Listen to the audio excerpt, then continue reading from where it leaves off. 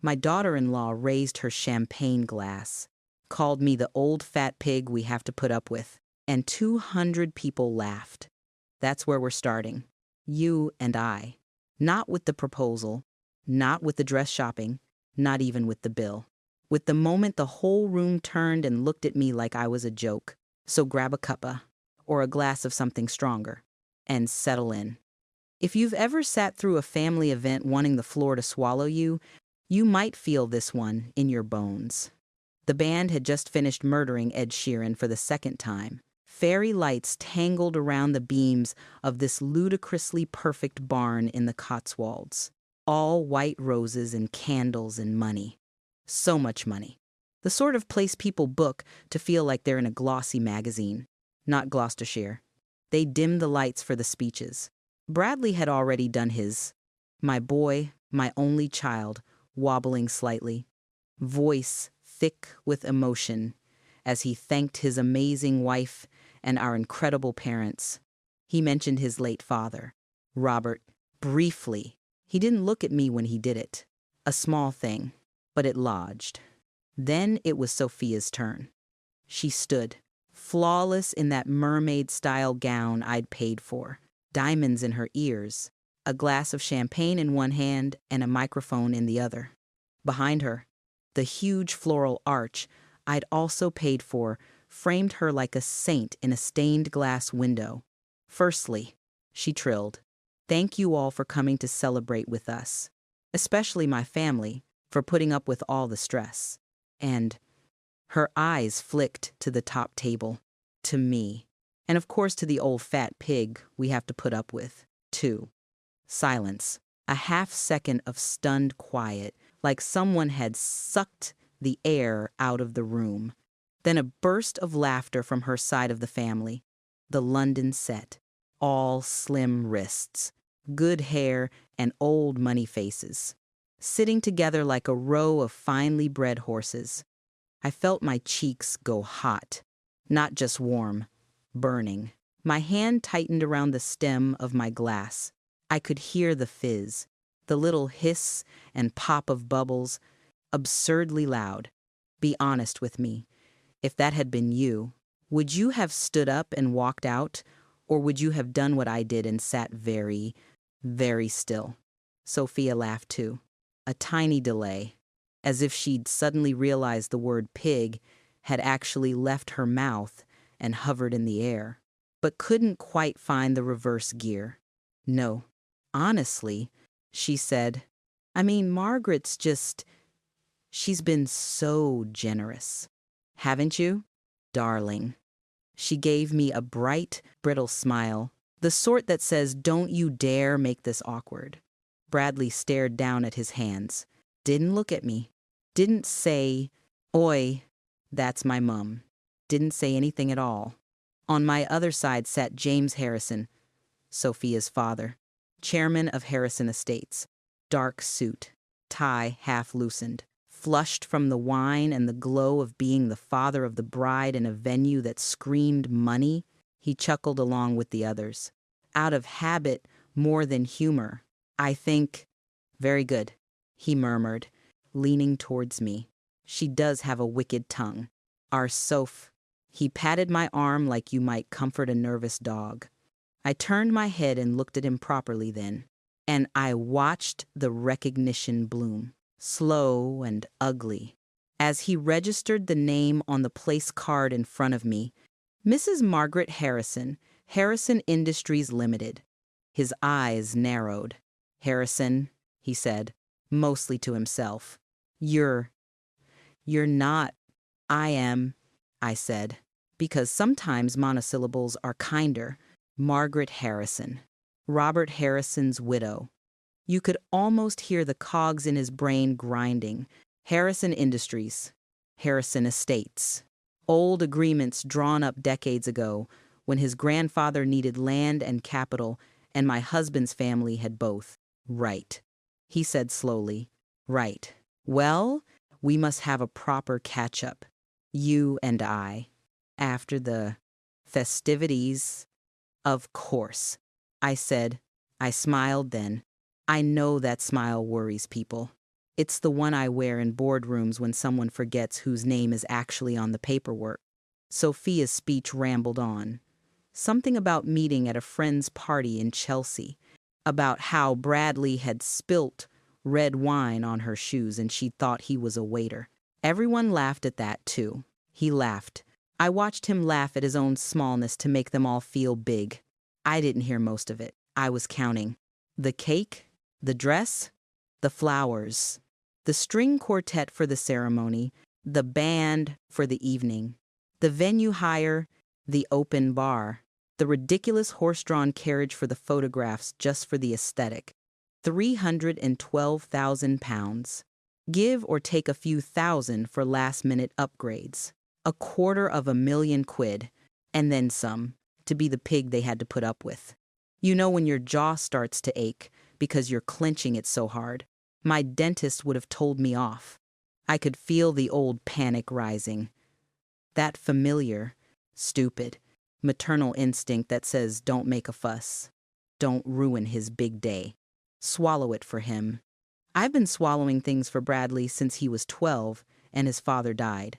Grief, insolence, debt, ill-advised girlfriends, ill-advised degrees. When you've raised an only child alone, your reflex is always the same: protect him, even from the truth. But there's something about hearing laughter, expensive, champagne-soaked laughter at your expense that hardens you, slowly, from the inside. When the speeches were finally over and the lights went up a fraction, people began drifting towards the bar. Serves me right, I suppose. I'd insisted on the decent champagne. If you're going to humiliate me publicly, at least do it with something from Rames. James leaned in again. We really must talk. Margaret, he said, tone lower now, the jovial edge gone. About Harrison Industries. Yes, I said, we must. My office in the city, Monday morning, 9 o'clock. I'll have my assistant set it up. His eyebrows shot up. Your office?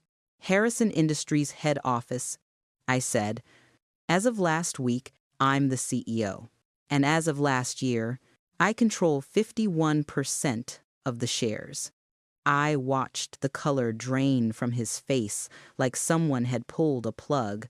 It's an odd thing, watching a man realize the world looks very different to how he'd assumed, like seeing someone step onto what they think is solid ground and find water instead. I wasn't aware there'd been any such changes, he stammered. No, I said. I imagine you weren't. For a heartbeat, I allowed myself to enjoy it. Just a heartbeat. The pig with its trotters on the paperwork. He opened his mouth, closed it again. We'll talk Monday. He managed. 9 o'clock. Lovely. I said, do enjoy the rest of the evening, James. The canapés are excellent. I should know. I paid for them. I slipped away before he could splutter anything else, weaving through the clusters of guests, past the string lights and the Instagram backdrops and the bored teenagers scrolling on their phones. My shoes pinched. The dress I'd squeezed myself into, a deep emerald thing, chosen because Sophia's mother had said, very sweetly, that navy was more forgiving on older women, felt suddenly like armor 2 sizes too small. In the ladies, the music dulled to a distant thud through the walls. It smelled of expensive hand wash and the faint tang of hairspray. One of the bridesmaids was reapplying lipstick at the mirror, humming. She caught my eye. Are you all right, Mrs. Harrison? She asked. I looked at myself in the mirror. Mascara still intact.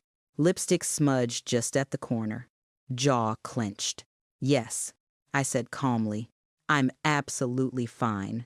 She smiled, satisfied, and flitted out, leaving me alone with the hum of the air conditioning and the roar in my ears. I locked myself in a cubicle and sat down heavily, the way you do when your knees suddenly remember your age. I pressed my fingertips into my temples. Old fat pig. It wasn't even original. That annoyed me more than the insult itself. If you're going to humiliate someone who has bankrolled your dream wedding, at least be creative. Tell me honestly, would you have confronted her right then? Stormed out? Or would you have done the mental gymnastics I did? It's her day. Don't ruin it. Think of Bradley. You can deal with this later. And just sat there. Memory is a treacherous thing, but certain numbers stay sharp. When Robert died and I inherited his shares, the solicitor had slid a file across the desk and said, "You're in a very strong position. Mrs. Harrison." At the time, I hadn't wanted a position. I'd wanted my husband back. But positions grow on you.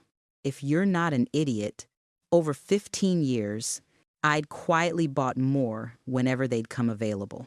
Small packets first, from elderly cousins who wanted cash for nursing homes. Then a larger block when one of the uncles divorced and needed to liquidate assets. No fanfare, just paperwork and patience. Meanwhile, James and his lot swanned about talking about our family firm and our tenants as if the land their offices sat on hadn't come from my side.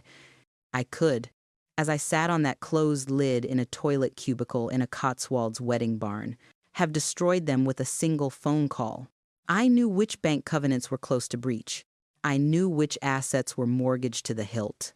I knew how heavily they relied on the favorable leases my company provided.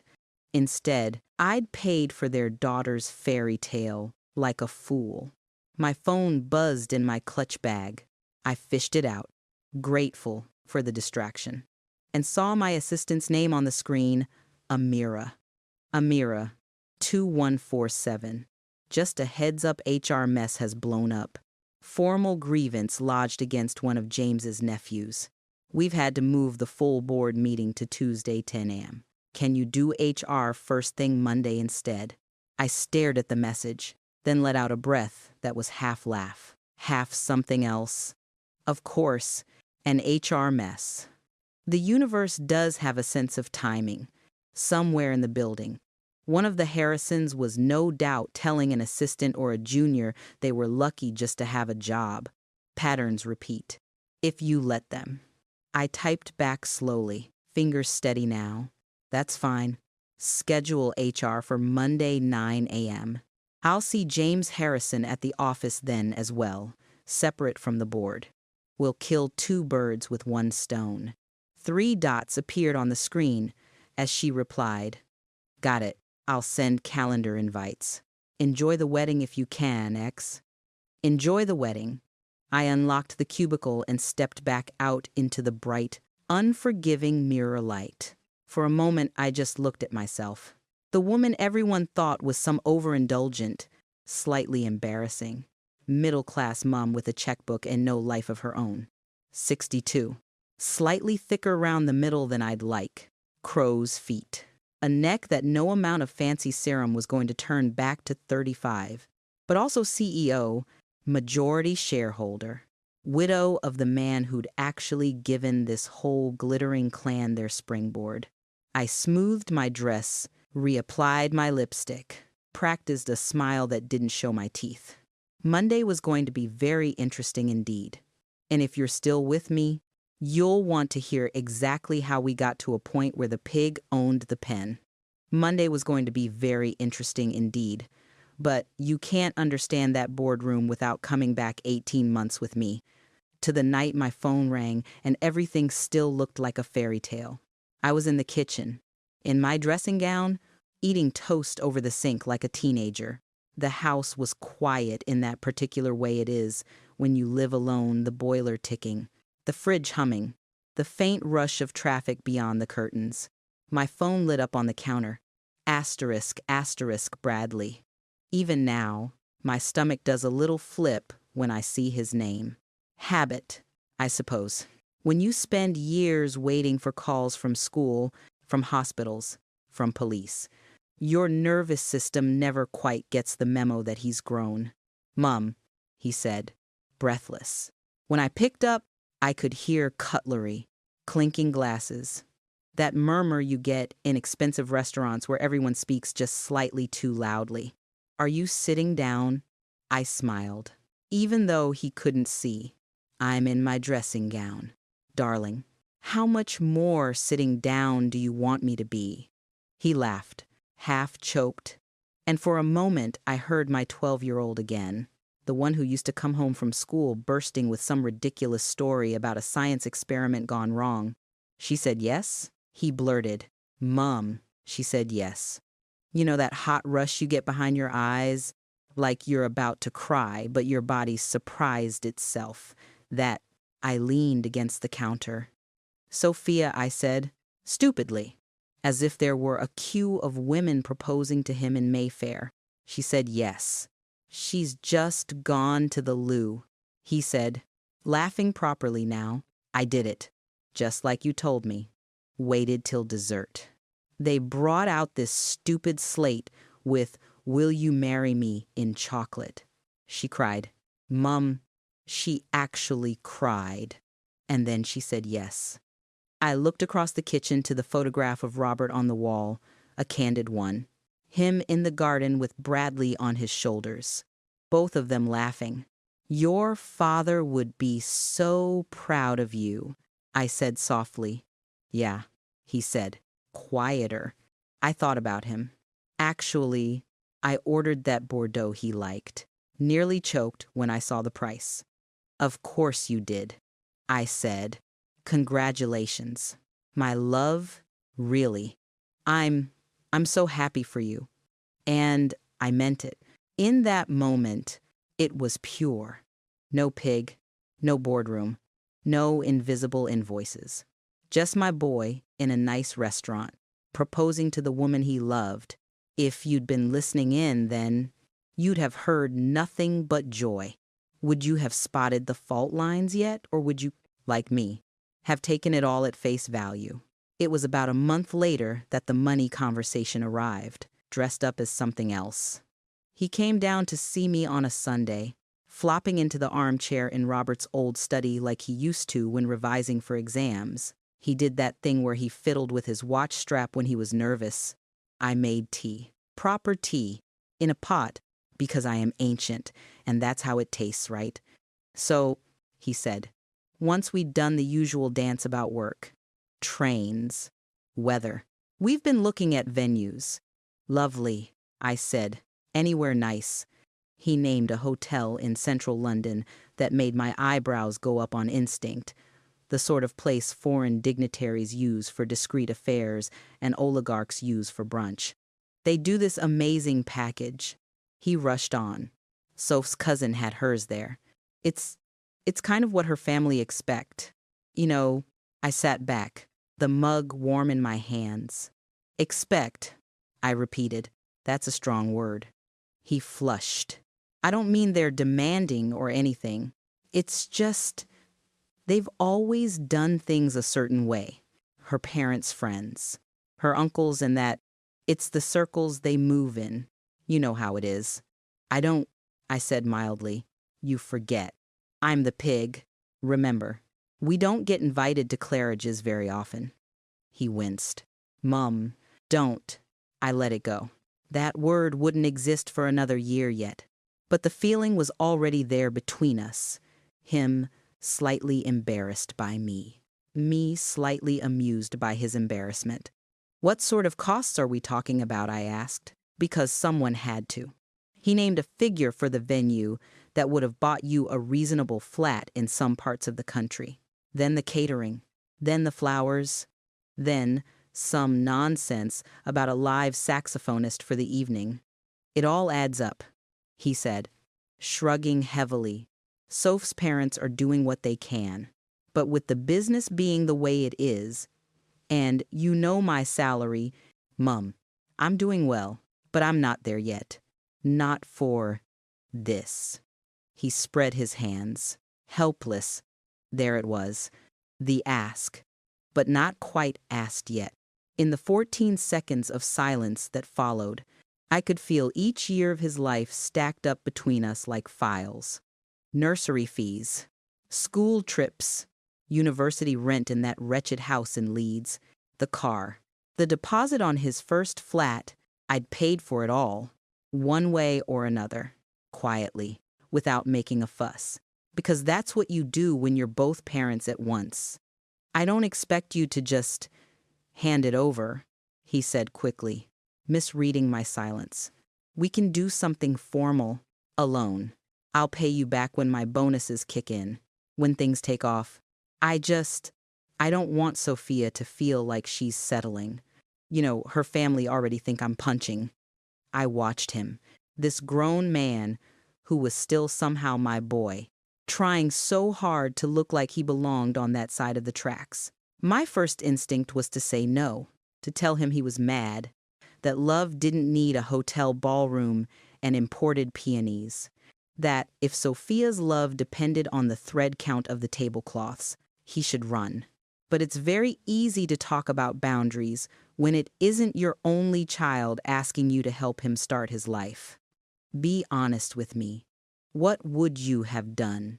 Drawn a hard line, or heard your dead husband's voice in your head, telling you to look after the boy? That night, after he'd gone back to London, I went into Robert's study again.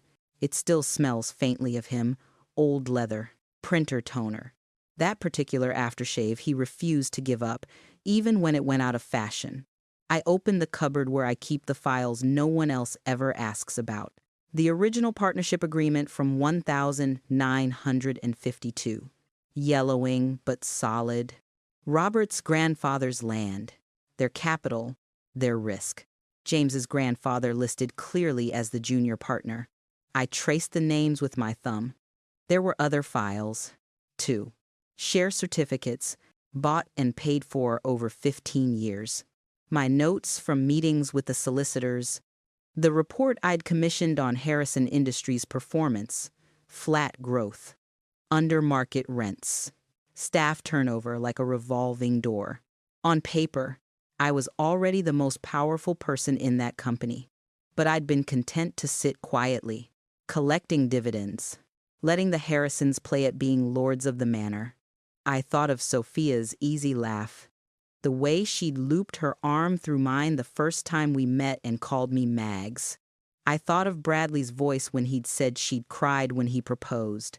I also thought of the look on James Harrison's face when he spoke about our tenants. Like my grandparents' land had just been a convenient backdrop to his family's genius. I can afford it, I said out loud to the empty room once. The next morning, after a night of very little sleep and far too much thinking, I rang Bradley before he got on the tube. I'll pay for the wedding, I said, without preamble. All of it. Within reason, I'm not funding fireworks that spell out your names over Knightsbridge. He made a noise I can only describe as a whoop. Mum, are you serious? You don't have to. I know I don't have to, I said. I want to consider it your inheritance in advance, but we'll do it properly.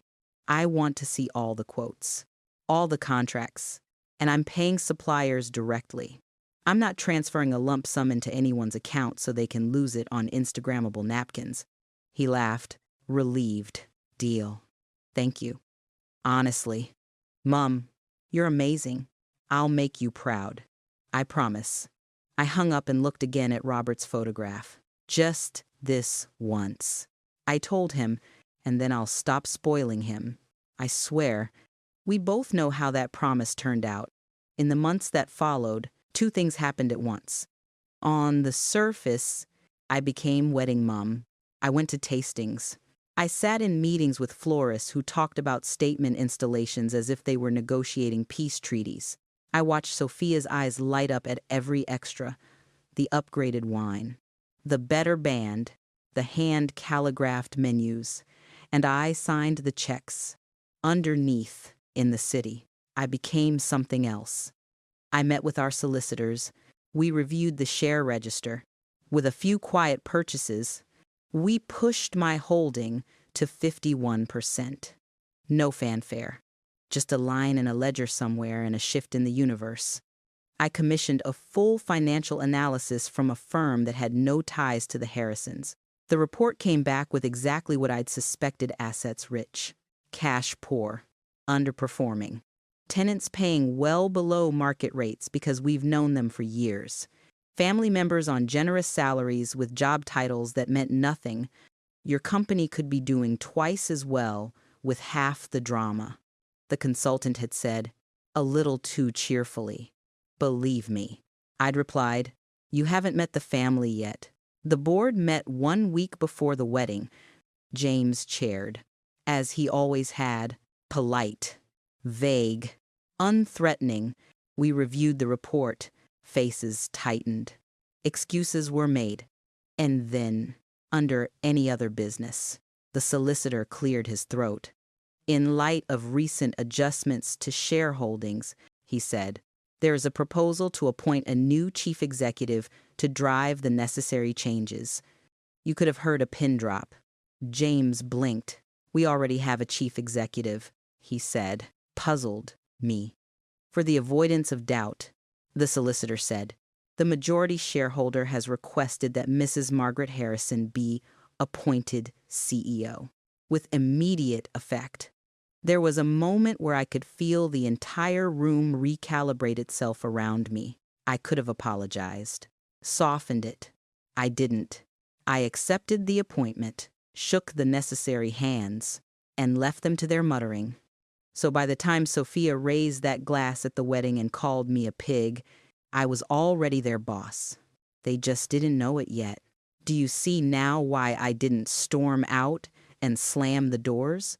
Why I smiled, went to the ladies, and texted my assistant instead. If you enjoy watching arrogant people realize they've been standing on someone else's rug, you might as well stick around. And yes, you can hit like so I know you're there for the good bits. Which brings us back to Monday. The offices of Harrison Industries sit in a glass box near Liverpool Street. All exposed brick and potted plants to make the junior staff forget what the rent is. I got there early. Old habit. I like to walk through the empty floors, see the desks, the pinned-up birthday cards, the half-dead spider plants. It reminds me why the numbers matter. At 8:30, I was in a small meeting room with HR and my assistant, Amira. HR looked nervous. They always do when they're about to tell the owner her relatives are a problem.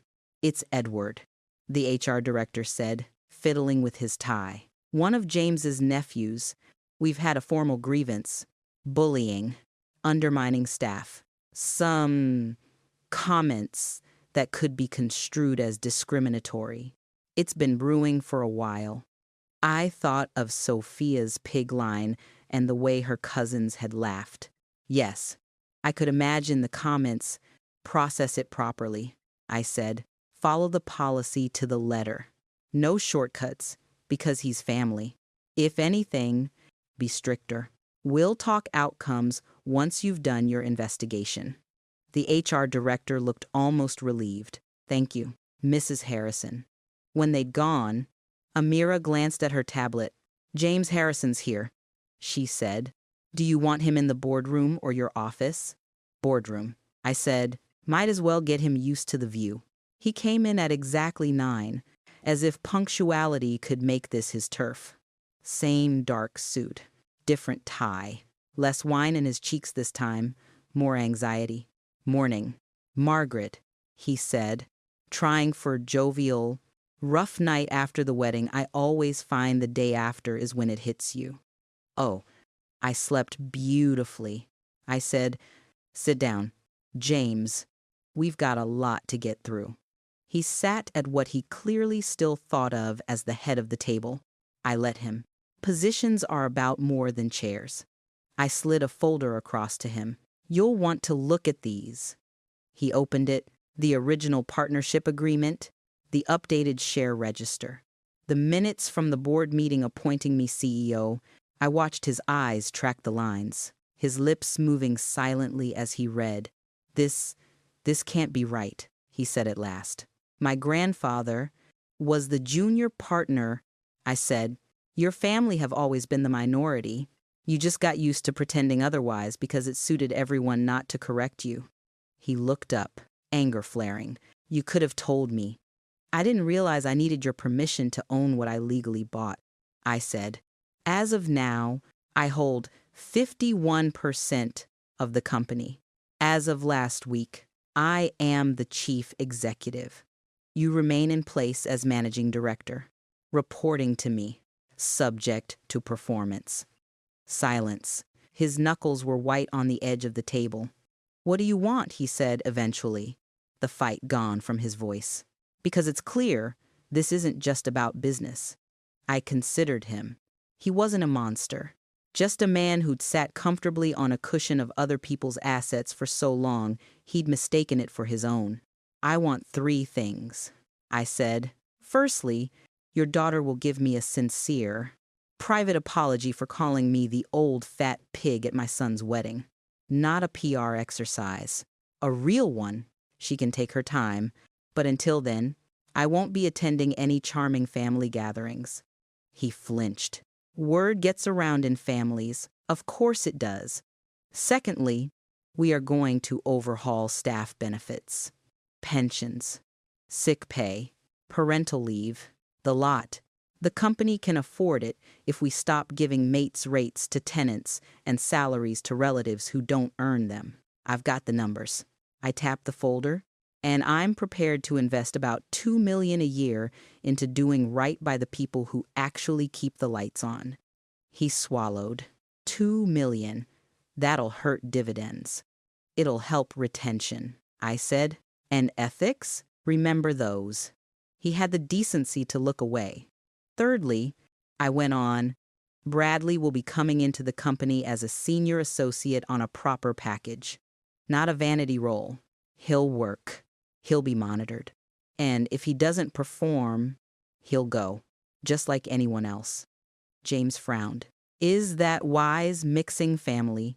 I cut him off. You and your lot have been mixing family and business badly for decades. Consider this my attempt at doing it better. My son needs roots and discipline, not more free lunches. We sat there for a moment, the hum of the air conditioning loud between us. If I say no, he asked, almost out of habit. You can't, I said gently. You can complain. You can call an emergency board meeting. You can try to stir the cousins up. But you can't outvote me. This is me being generous. James, you'd know if I wasn't. He stared at me like he was trying to see the edges of me and failing. Then he sagged a little, the fight finally leaving his shoulders. I'll speak to Sophia, he muttered. And Patricia. We'll need to talk as a family. I imagine you will, I said. Do let them know I've already paid for the privilege. He left a few minutes later, folder under his arm like a schoolboy caught cheating with the answers printed out. As the door clicked shut behind him, my phone buzzed on the table. A new voicemail. Asterisk Sophia Harrison. I looked at the screen, at her name, at the little red one beside new messages, and I smiled to myself. This was where the real fun and the real hurt would start. And if you think the wedding was brutal, wait till you hear what my darling daughter-in-law said when she finally called to apologize. You know, Margaret, it was just a joke. That was Sophia's first attempt at an apology. If you've ever had someone slap you in public and then gaslight you in private, you'll recognize that tone straight away. Stay with me. Because this is where the glamour starts peeling and the rot underneath shows. The voicemail landed that same afternoon. While I was still in the boardroom, paperwork spread out like a map of their delusions. Hi, Margaret. It's Soph, she chirped, as if we were girlfriends. Dad says you're upset about what I said at the wedding. Honestly, I was tipsy, and it was just a joke. You know, everyone knew I didn't mean it. Anyway, would love to chat, clear the air. Call me back when you're less cross. Bye. I listened to it twice, not because I needed to hear it again, but because I wanted to be absolutely certain there wasn't a scrap of genuine remorse hidden anywhere between the syllables. There wasn't. I didn't call her back. Tell me, would you have, or would you have done what I did, put the phone face down on the table, let the silence ring louder than any speech, and got on with your day? The second voicemail came the next morning, slightly more strained. Hi, me again. Just wanting to make sure we're okay. Dad's being very dramatic and says you've taken over things at the company. Nervous laugh. Look, we're family now. Yeah. Let's not let one silly comment spoil that. Call me. The third was almost pleading. Mags, please call me. Mum's freaking out. Dad's in a mood. Bradley's caught in the middle. I didn't mean to hurt you. That last line was the closest she got to the truth. She hadn't meant to hurt times, me asterisk. I wasn't supposed to matter enough for hurt to be a factor. I saved all 3 voicemails. Not out of spite. Evidence. Words, once spoken, have a habit of evaporating. Recordings don't. A few days later, Patricia summoned me to lunch. Not asked. Summoned. A carefully worded email via Amira, inviting me to join her at the club in Mayfair, to chat this all through like adults. Mayfair. Of course. If you're going to smooth over calling someone a pig, you might as well do it over hand-dived scallops. The club was all polished wood and old paintings of men who'd never boiled their own eggs. The maitre d' knew Patricia by first name. I got the madam treatment. Margaret. Darling Patricia kissed the air somewhere in the region of my cheek. Perfect blow-dry. Cream silk blouse. Pearls just the right side of understated. Thank you times much for coming. I was curious. I said, taking my seat. It's not every day I'm invited into enemy territory. She gave a tinkling little laugh, as if I'd said something terribly witty, then lowered her voice. Honestly, this has all got rather out of hand, hasn't it? She didn't mean the insult. She meant my response. We ordered salad for her, steak for me, because if you're going to be the pig, you might as well enjoy the meat. And then she leaned in. I do hope you're not taking what Soph said to heart, she murmured. She can be impulsive. You know how girls are at that age, full of nerves and champagne. She's 30, I said. Not 13? Patricia flushed, then recovered. Yes. Well, the point is, she's devastated that you're upset. And with this situation at the company, James is very worried. There it was, the real reason for the lunch, sliding out from under the lace napkin. Let's talk about that, I said calmly, because I think there's been a misunderstanding in your family for, 70 years. I told her, in very simple terms, what I'd told James, the original partnership, the junior role, my incremental share purchases, my current majority, the fact that Harrison Industries, the thing propping up their country house, their school fees, their club membership, now answered to me, her fork hovered halfway to her mouth. But it's our family company, she said weakly. It's your family's times job asterisk. I corrected. The company. That's mine, she rallied. Well, even so, I'm sure we can find some sort of compromise. I'm certain you don't want to destabilize everything, especially when you've been so wonderfully generous already. Ah, yes, I said. The wedding. She brightened. It was lovely, wasn't it? And so kind of you to help out with some of the costs. I know James mentioned. I didn't help, I said. I paid. She blinked. Well, yes, you contributed. Patricia, I said, a little sharper now. The final total came to £312,000. Every invoice has my name on it. Venues, flowers, dress, catering, band, champagne, Your side paid for the, what was it? She swallowed. The favors. Ah, yes. I said, sugared almonds.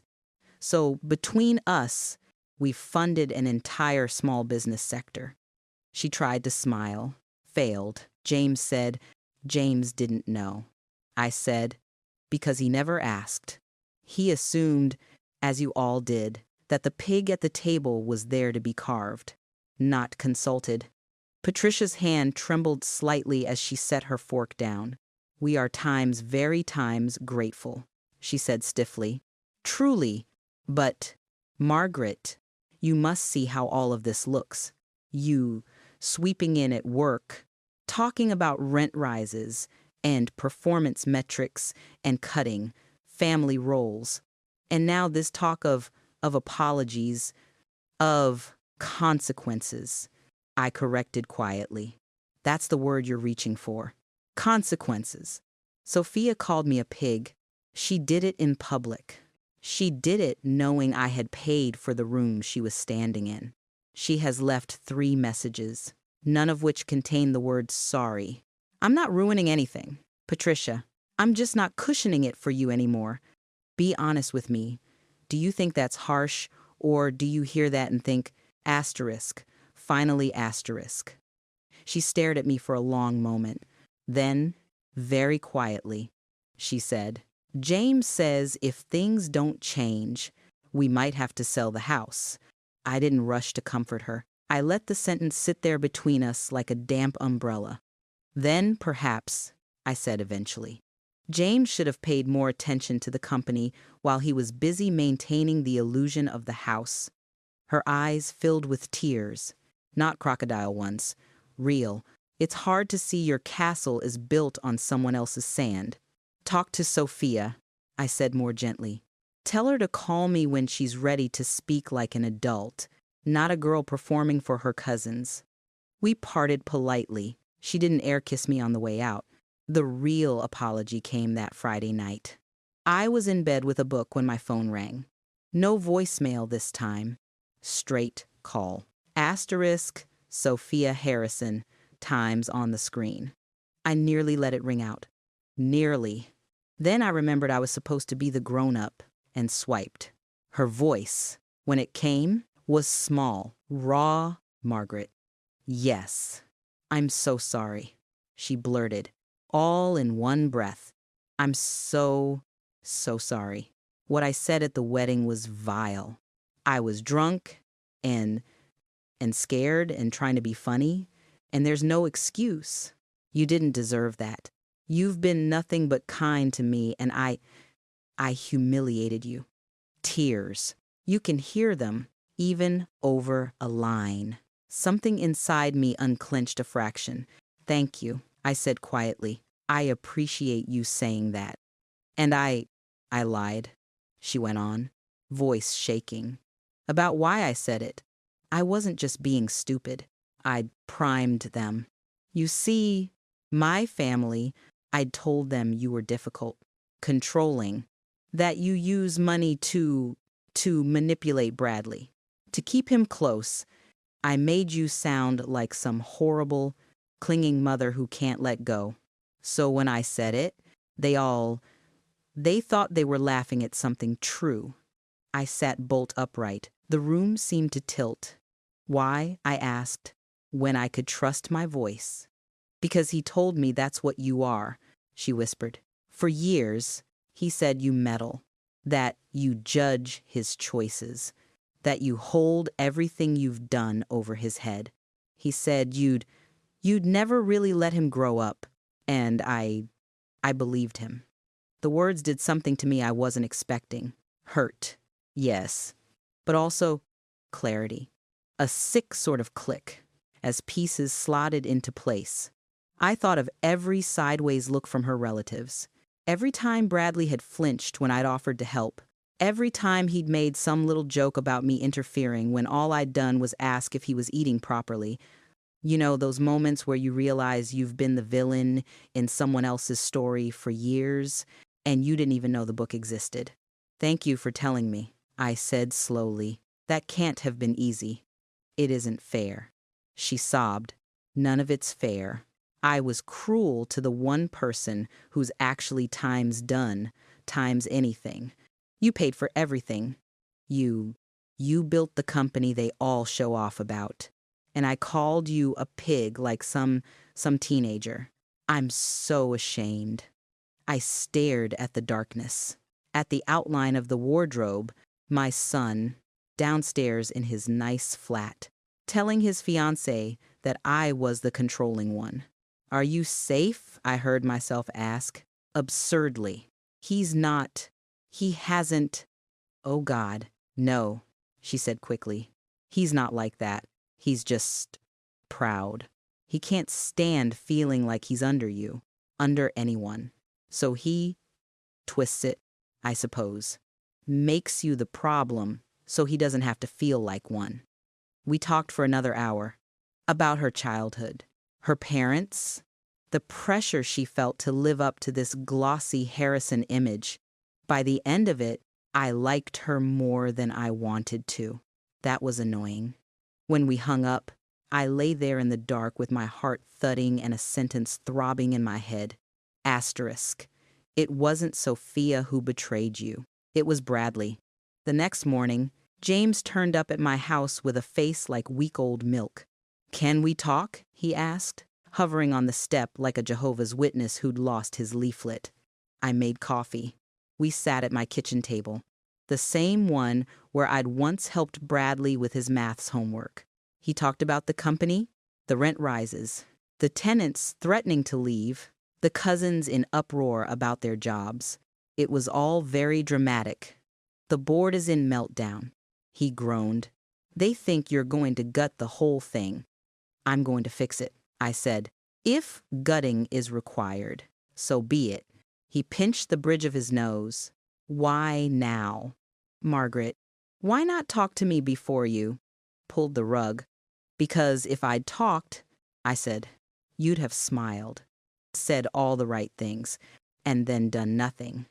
This way, you have no choice. I told him about the numbers, the under-market rents, the bloated payroll, the vacancies we couldn't fill because our benefits were a joke. He muttered. He sighed. He blustered. Then, very quietly, he asked, Is this about the wedding? It's about a pattern, I said, of your family taking and sneering at the hand that feeds them, of my son learning to be ashamed of my help while still taking it. His eyes sharpened. Bradley. I met his gaze. Your daughter told me what he's been saying about me for years. To her, to you, to anyone who'd listen. He looked away first. The emergency board meeting on Monday was theater. Really? We all knew how it ended. I had the numbers and the votes, but sometimes you have to let people put their outrage on the record so they can't later pretend they weren't warned. I presented the data flat growth, declining margins, rising costs. I proposed rent increases in stages to bring us to market, performance-based executive pay, the phasing out of family advisor roles that existed purely to keep cousins in BMWs. They protested. They talked about legacy and tradition and family values. I talked about solvency and staff morale and the fact that the world had moved on from 1952. At one point, Edward, the nephew with the HR grievance hanging over his head, spluttered. You can't just come in and act like you own the place. I looked at him. Edward, I said, that's exactly what I can do. When it was over, when the minutes were recorded and the tempers frayed and the room emptied, I sat alone with my hands flat on the polished table and thought about dinner. I'd invited Bradley and Sophia round for that evening. Roast chicken. His favorite. Old habits die hard. They arrived together. He looked tired. Hangdog. She looked wary. Softer than I'd ever seen her, without the armor of her family around her. Smells amazing. Mum, Bradley said, kissing my cheek. Haven't eaten all day. Then you'd better sit, I said. We've got a lot to chew on. We did the small talk. Work. The wedding photos, Sophia complimented the gravy. I let them settle, then put my cutlery down. Right. I said, we need to talk about what you've been telling your wife about me, Bradley. He froze, fork halfway to his mouth. What? Sophia closed her eyes briefly, then opened them. I told her, she said quietly, about what you said, about her being controlling, about using money to keep you under her thumb. The color drained from his face. Sophia, he hissed. We said we weren't going to. Don't, she said, firm. Good girl. He looked back at me, forced a laugh. Mum, come on. I might have exaggerated a bit to blow off steam. You know what it's like. Everyone moans about their parents. Everyone doesn't call their mother manipulative and controlling while taking 300 grand of her money. I said, my voice was very calm. It's always a bad sign when my voice is calm. He blustered. It was just one stupid comment. Okay, at the wedding? No. I cut in. No, darling. One stupid comment is, my mum's a nightmare about table plans. This was a sustained character assassination to make yourself look like the martyr in front of your fancy in-laws. I watched the words hit him, watched him reach instinctively for charm and find it didn't work here. I've always supported you, I went on. When you changed degree halfway through, I paid the extra year. When you decided consulting wasn't for you and you wanted to find yourself for 6 months, I kept your rent going.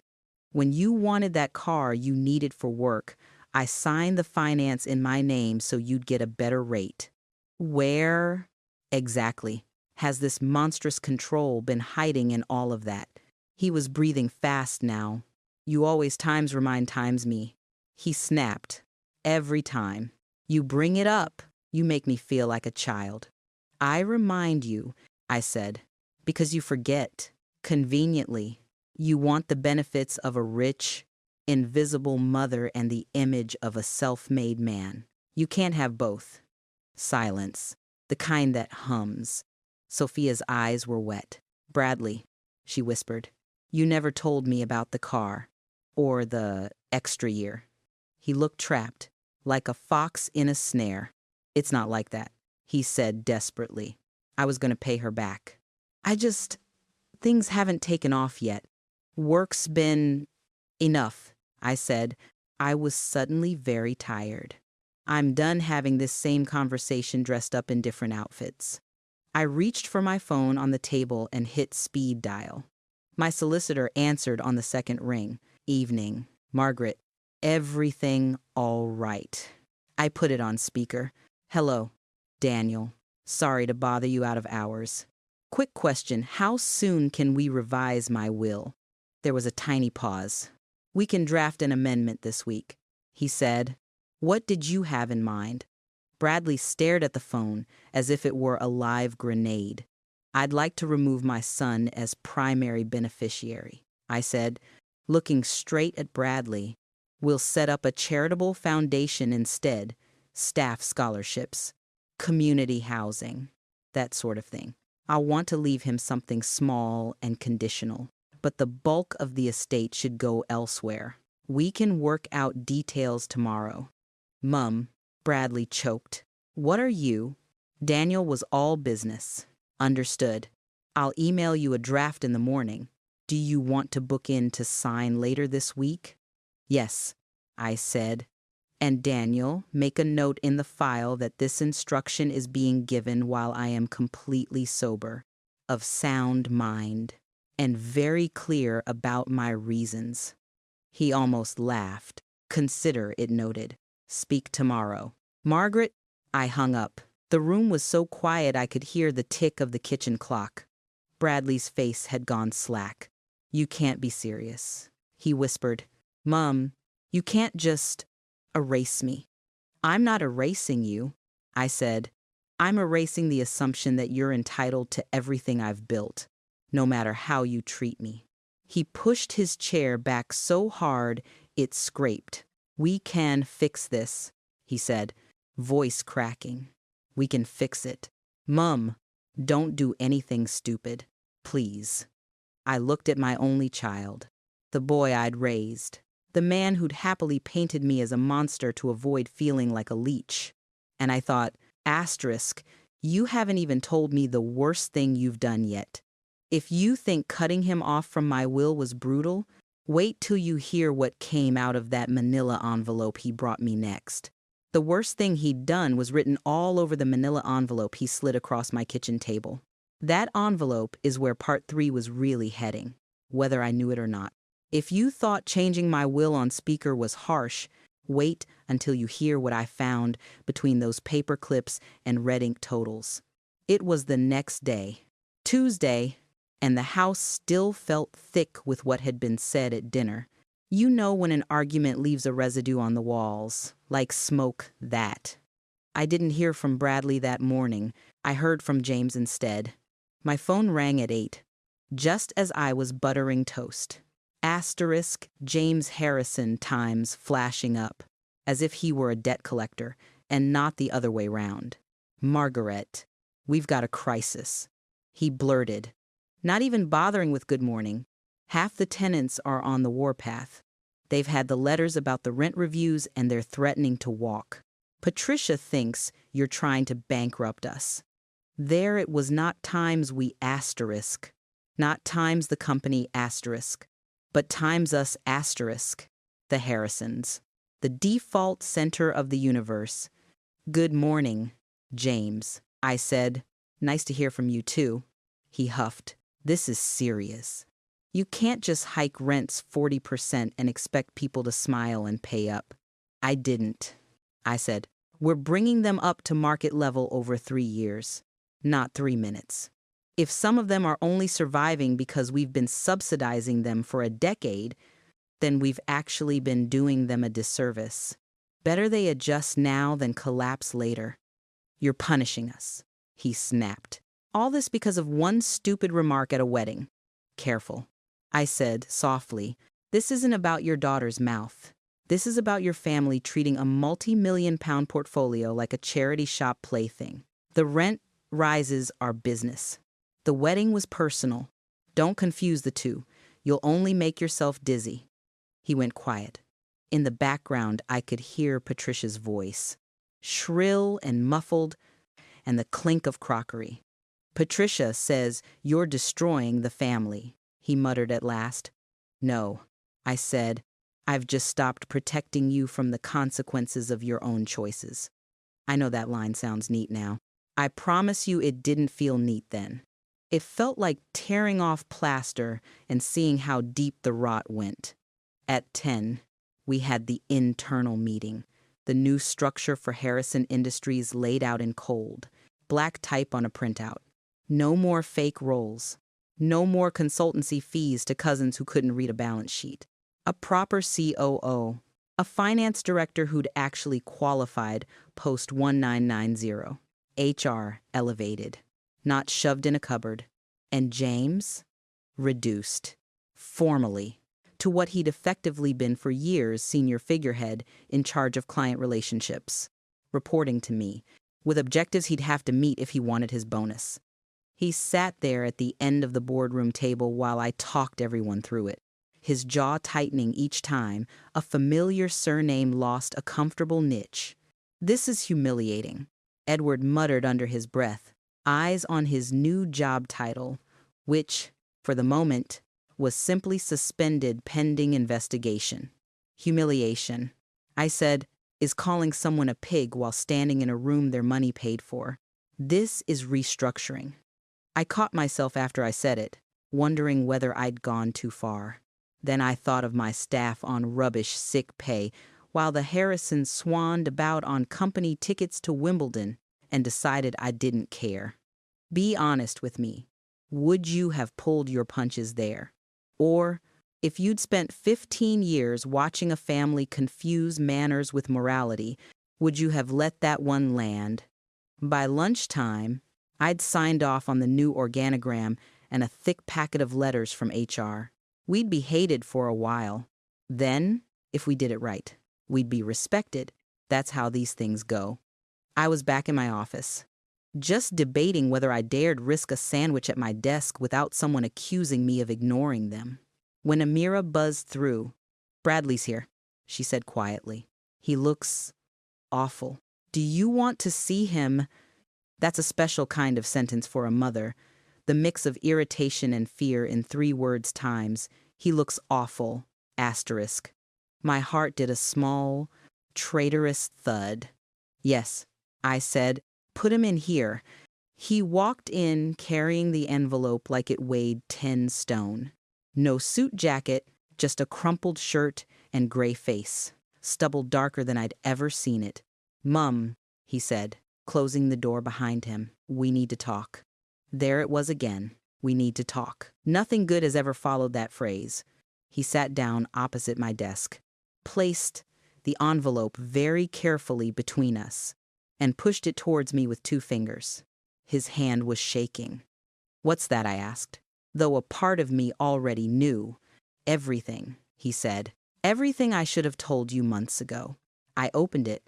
Bank statements, loan agreements, letters from lenders, all with my name on them. Asterisk Mrs. M. Harrison, asterisk, asterisk, applicant, asterisk, asterisk, guarantor, asterisk. Except I hadn't seen any of them before. My signature was at the bottom of each page. Perfect. Looping, slightly old-fashioned. The same signature I'd used to sign Bradley's school forms. His first passport, the mortgage on this house. Except these weren't my signatures either. A cold, bright calm settled over me. It's funny. When you're properly shocked, you don't always feel dramatic. Sometimes you feel like someone has turned the volume down on the world. "How much?" I asked. He swallowed. "In total, about 130 grand. Plus the car, 30 odd, and a couple of credit cards they pushed through once they had the first approval." I looked at him. "Say the number." "Bradley." 137,000, he muttered, "give or take." "In my name," I said. "Yes." With my forged signature, he flinched. "I practiced," he said miserably. As if that helped. "It's pretty good." "Right. You have to admire the stupidity, don't you?" "I do now." At the time, my hands were so steady, I could have painted a miniature. "When did you lose your job?" I asked. His head snapped up. "How did you—" People who have jobs don't tend to need 6 separate personal loans.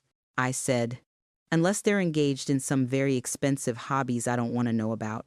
"When did you lose your job?" 6 months ago, he whispered. They let me go over the expenses thing." "What expenses thing?" He looked at the floor. I claimed stuff I shouldn't have. Meals, hotels. It started small, and then I thought I'd pay it back before anyone noticed. They noticed, so they fired you," I said. "And rather than tell me, you went to the bank times as me, asterisk.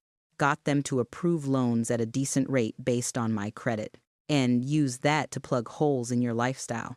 "It wasn't lifestyle," he said quickly.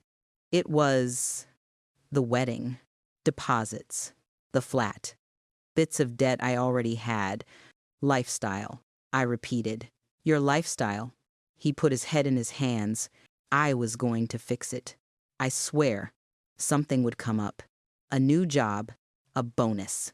Soph's family, I just needed time. And then the letters started. And I panicked. And then you said you were changing your will, and I realized I couldn't keep it going. Not without you noticing. So here we are. I sat back. The papers fanned out in front of me like a police exhibit. "You tell me, what would you have done in that exact moment? Called the police, screamed, thrown him out and let him drown, or sat very still and tried to remember how to breathe?" "I'm going to call Daniel," I said at last. "You're going to come with me to his office. And you're going to tell him exactly what you've just told me. And you're going to sign whatever he puts in front of you. And then we're going to see if I can get through this without you ending up in prison. His head jerked up. Prison. Yes, I said. This is fraud. Identity theft. You didn't just borrow my debit card, Bradley. You pretended to be me to obtain credit. If the bank chooses to, they can go straight to the police. And if HMRC starts sniffing around your fake expenses, they'll happily pile on. He went gray. I didn't think. No, I said, you didn't. That's the problem. We went straight to Daniel's firm in the city. He cleared his diary for us, partly, I suspect, because he's fond of me, and partly because forged signatures make solicitors very twitchy. He listened to the story, expression tightening with each page he turned. When Bradley had finished, Daniel laced his fingers together on the desk. Right, he said. There are two tracks here, legal and practical. Legally, your mother could go to the police. The lenders could too. You'd be looking at charges of fraud by false representation at the very least. That can carry a custodial sentence. Bradley made a small choking noise. Practically, Daniel went on, your mother's credit and reputation are at stake. So are her banking relationships. The quickest way to put that fire out is for her times to settle the debts, then pursue you separately for every penny. If she's willing to do that, we can try to keep this between us, the banks, and the credit agencies. But there are no guarantees. He looked at me. What do you want to do? Margaret. What I wanted to do was rewind 12 years and have a different conversation with my son about money and entitlement and what a signature means. What I did was meet Daniel's gaze and say, I don't want my name in a police report or my credit wrecked because my son can't stop lying to himself. We'll pay it, all of it, quickly, whatever settlement discounts they'll give us for speed. Then I want a watertight deed of acknowledgement from him, admitting what he's done and binding him to repay me with interest over as many years as it takes. And I want him in some kind of program that teaches him he can't magic money out of thin air. Bradley stared at me. You'd pay it. No, I said. I'll lend times it, on terms that would make a payday lender blush. Daniel almost smiled. We can do that. A confession, a repayment schedule, a charge over any future property he buys. Perhaps, and I'd strongly recommend, Bradley, that you see a financial counselor. And a therapist, frankly, this isn't about maths. It's about compulsion and shame. Bradley nodded miserably. We spent the next 2 hours signing things, him more than me. For once, confession of debt, authority for Daniel to liaise with the banks, consent for full disclosure of his financial mess. At the end of it, his hand was shaking again. I'm sorry. Mom, he whispered. When Daniel stepped out to photocopy, I know I've messed everything up. I know I don't deserve you doing this. You're right, I said. You don't. But I'm not doing it for you. I'm doing it to protect me. If you benefit from that, that's incidental. It sounds cold, put like that. It didn't feel cold. It felt like surgery without anesthetic. If you've got adult children, tell me honestly, would you have done the same? Paid off the debt to keep it quiet, but tied their future up in legal knots? Or would you have let the system teach them the hard way? By late afternoon, it was done. Or at least, the first layer was, Daniel would start the calls, negotiate the settlements. I'd transfer eye-watering sums from accounts I'd ring-fenced for retirement and philanthropy. Not stupidity. We stepped back out into Bishopsgate. The sky was that flat London gray that makes everything look like a photocopy. I'm going back to the flat, Bradley mumbled. I'll tell Sophia. No, I said. You won't. He blinked. What? I'm not having you spin this into another episode of poor Bradley and his dreadful mother. I said. You've lied to her about your job, your debts. And about me. You've put my name on contracts you swore you'd never involve me in. You're not going to turn this into some noble story about sacrifice. If she finds out, it'll be because she's seen the paperwork or I've decided she deserves the truth. Not because you're rehearsing another performance. He looked wounded, which would have been more convincing if he hadn't just confessed to forging my name half a dozen times. I'll be in touch. I said, about the repayments, don't call me to tell me you're sorry again. Show me, over the next 10 years, that you meant it. I left him there, on the pavement, and went back to the office. It was almost 5 when I walked back into my room. The city outside was starting to glow. The staff on our floor were packing up, chatting about trains and takeaways and Love Island. I dropped my bag on the chair, sat down at my desk, and let my forehead rest briefly against the cool surface. For the first time in months, I cried, not big, racking sobs, just silent. Hot tears for the 12-year-old boy I'd tried to protect from a world that didn't care. And the 30-something man who'd never learned that rules apply to him too. There was a knock at the door. Come in, I said, wiping my face quickly. The door opened. Sophia stood there, white as the stationery in her hand.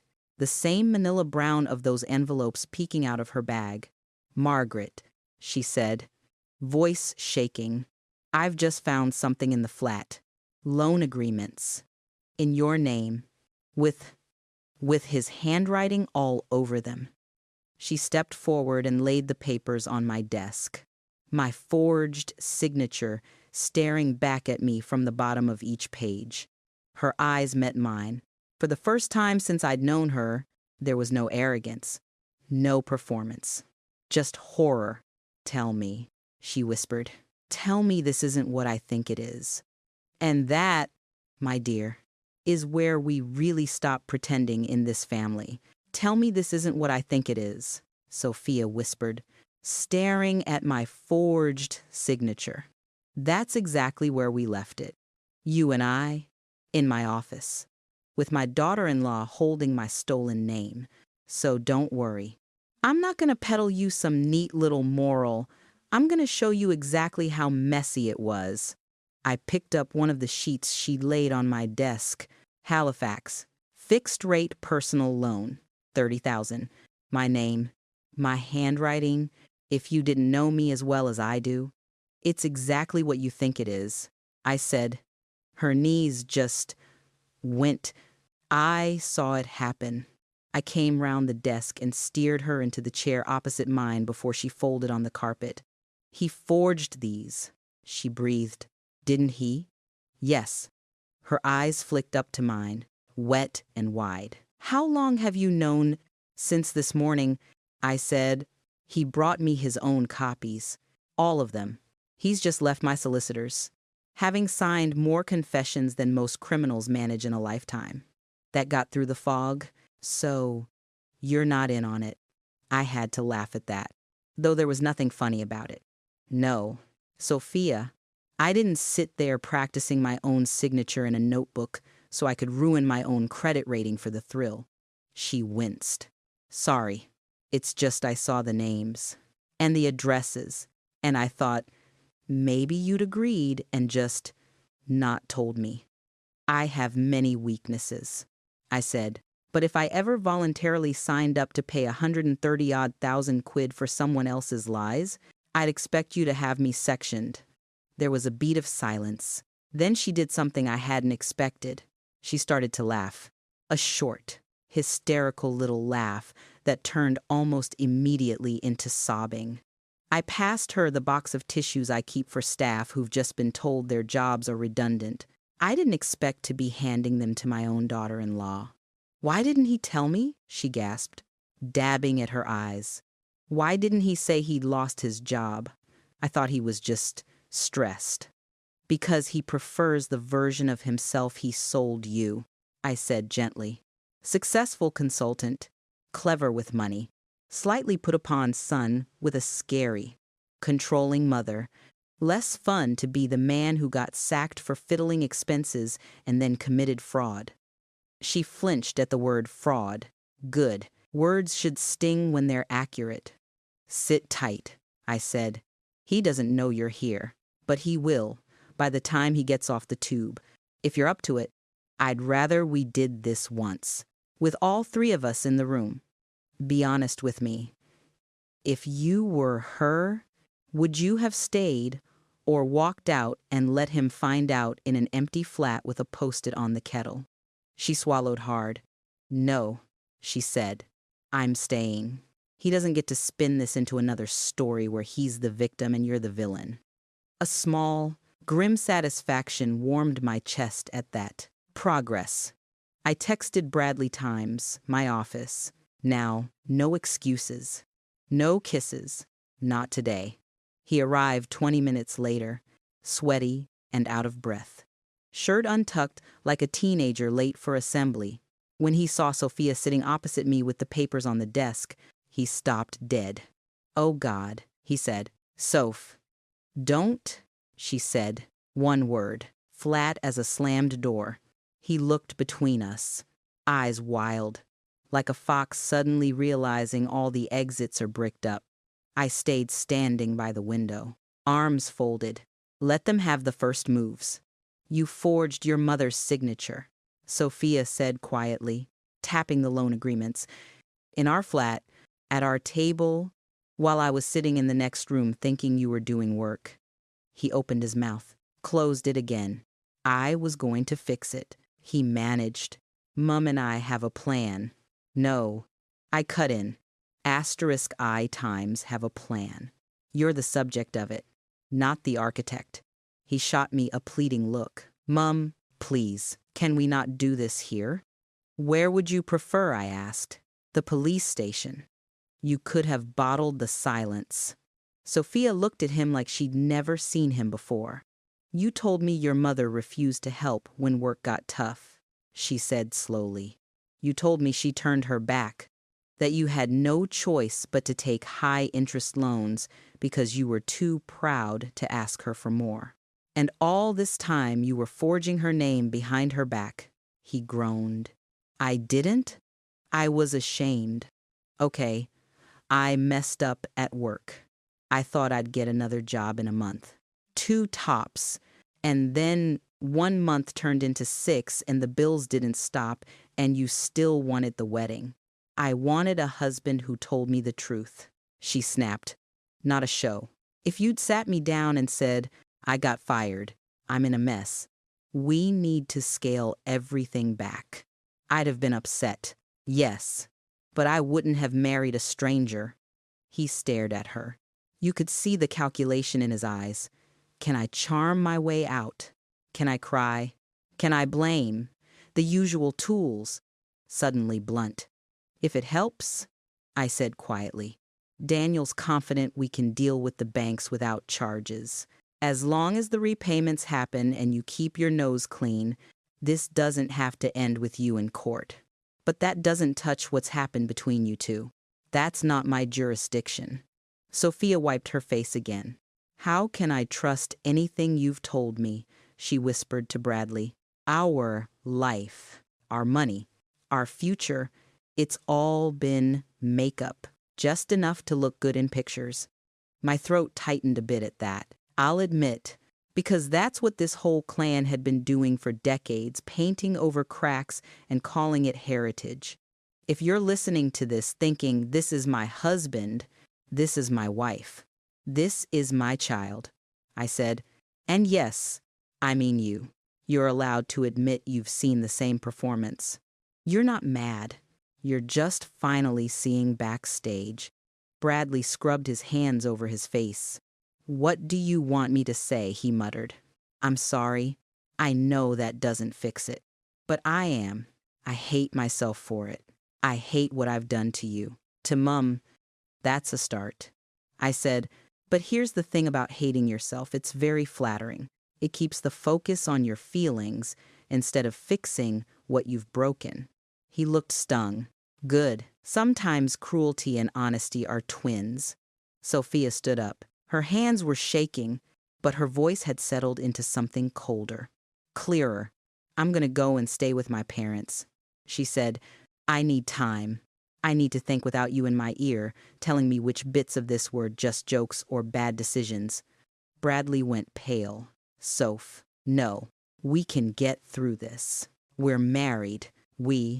I'm not divorcing you in a week, she said. I'm not doing anything in a week. But I'm not going to lie beside you at night while my brain replays you signing her name over and over like some scam artist. I won't be able to breathe. She turned to me then, and there was that thing I'd been waiting for since the pig incident, a proper, grown-up look. Equal to equal, not girl to bank. I'm so sorry, she said, for the wedding, for the way I talked about you, for the way I let my family talk about you. You were never the controlling one. You were the only one actually taking responsibility. I swallowed. Thank you, I said. That means more than you think. And thank you for not throwing him to the police, she added. Even if, at this particular moment, part of me thinks he deserves it. That's your anger talking. I said, let it. Just don't make your decisions purely on anger, or on guilt, or on what your parents, or his parents, or the bloody Harrison board think. Decide based on what kind of life you want to live, and whether he's capable of being the kind of partner that life needs. That's probably the single most honest piece of advice I've ever given anyone. Do you agree with it, or would you have told her to run now? No thinking. No soft landings. She nodded, slow and deliberate. I don't know if I can ever trust him again, she said. But I know I'll hate myself if I stay just because it's easier for everyone else. She picked up her bag, hesitated, then hugged me. A brief, awkward, grateful squeeze, smelling of expensive perfume and old tears. I'll text you, she whispered. When I've decided anything. Then she left. Didn't slam the door. Didn't look back at Bradley. He stood there, staring at the empty doorway. You've ruined everything, he said hoarsely, without turning. If you hadn't dragged me to that solicitor, if you'd just given me time. Stop, I said. You forged my name 6 times in 3 months. You lied to your wife. You lied to your in-laws. You lied to me. I'm not taking responsibility for the explosion just because I was the one who turned the lights on. He finally turned round. For once, I saw the boy, not the man he pretends to be. The frightened, angry 12-year-old who'd watched his father die and decided that appearances were all he had left. I don't know how to be different, he said quietly. I don't know how to live without this. Then that's your work, I said, not mine. I'll pay the debts to protect my own name. You'll spend the next however many years paying me back, seeing the financial counselor Daniel recommended, and learning how to sit with the shame instead of outrunning it. Whether your marriage survives, that's between you and Sophia, and maybe her parents. God help you. He let out a bitter laugh. You're enjoying this. I'm not, I said. I'm relieved. There's a difference. I've spent 20 years cushioning you from reality. I'm done. Reality can introduce itself. He left soon after. No hug, no promise, just a weary, I'll be in touch about those forms. The days after that blurred a little. Tenant meetings, staff briefings about the new benefits package, James turning up in my office twice to float the idea of buying back the company with money he absolutely didn't have. You're not buying it back, I told him, for the 3rd time. You can earn your way into a bonus like everyone else. The era of you treating my family's assets as your personal backdrop is over. Patricia rang too. Of course she did. She didn't bother with niceties. She's moved back in with us. She snapped. Without hello. Sophia. She turned up with a suitcase and your name all over some bloody credit agreements.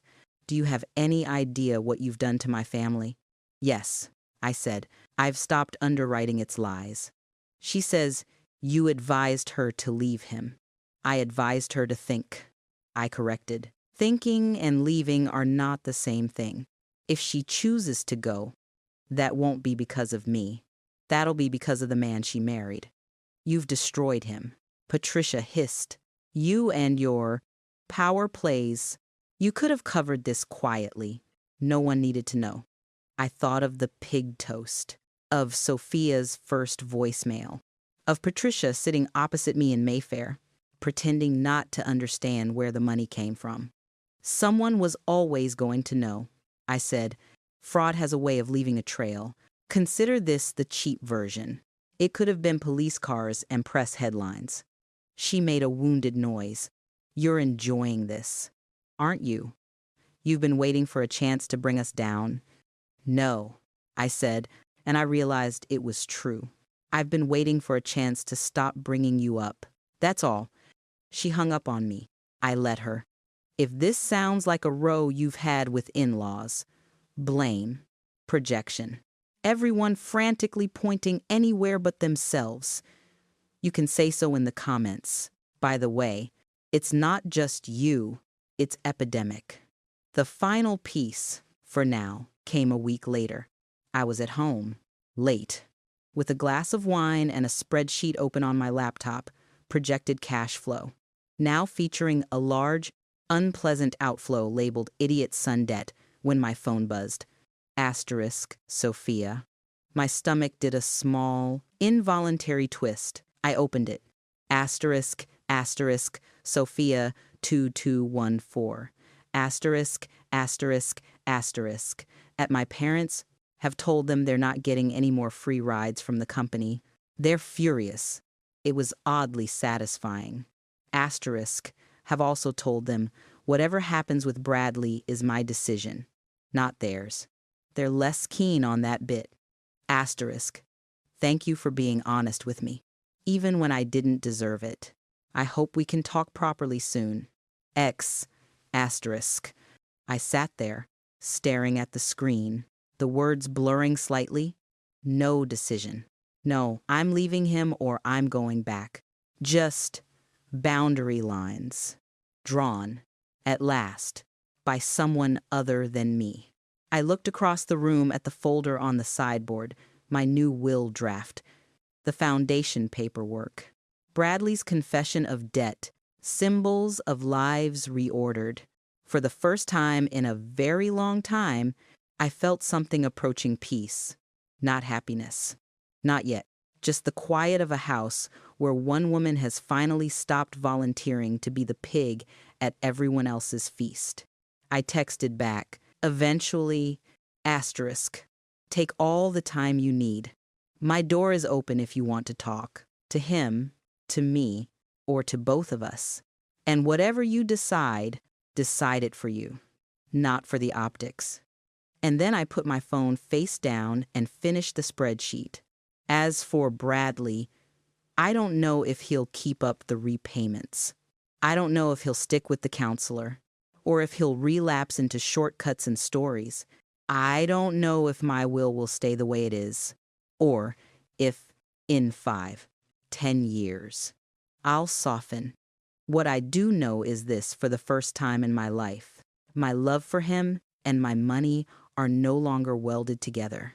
He'll either grow into a man who can meet me eye to eye without a debt behind it, or he won't.